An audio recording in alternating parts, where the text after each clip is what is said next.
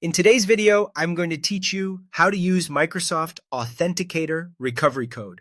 If you've lost your phone, can't open Microsoft Authenticator, or you're stuck at the two-factor verification screen, this is the built-in backup method that can get you back into your account.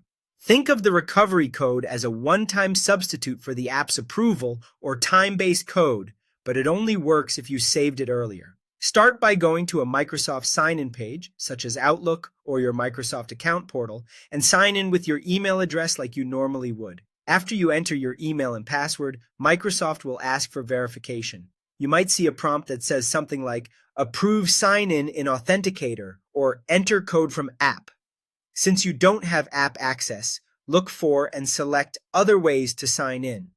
This link or button is usually beneath the main prompt and reveals additional verification choices. From the list of alternatives, choose the recovery option. It may appear directly as "Use a recovery code," or you might need to click "I don't have these" first, which then reveals the recovery code choice. Once you see the recovery code field, carefully type the 25-digit code you saved earlier. Enter it exactly as shown on your copy, including any dashes if prompted, and then select Next. After you submit the recovery code, one of two things will happen. You'll either be signed in immediately, or you'll be guided to reset your password or review your security settings before access is restored. That's normal. Microsoft treats the recovery code as a full backup sign-in method, so it's designed to help you recover even if the app is unavailable.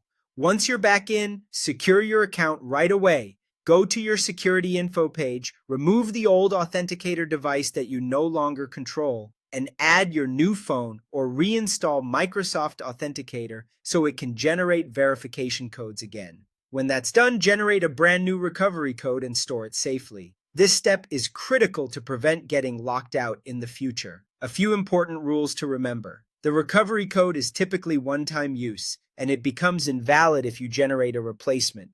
You must have saved it earlier. Microsoft won't show the same code again. If you need another, you must create a new one from your security info after you regain access. Keep the code in a secure place, such as a password manager or a well-protected offline copy, so it's there when you truly need it.